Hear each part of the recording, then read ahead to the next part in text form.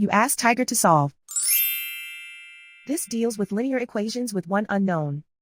The final result is n equals 9. Let's solve it step by step. Simplify the expression.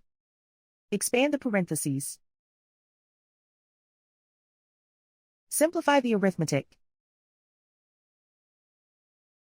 Group all constants on the right side of the equation.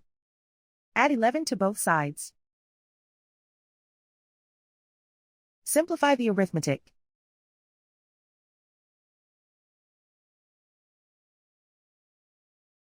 Isolate the n. Divide both sides by 1.1. Simplify the arithmetic.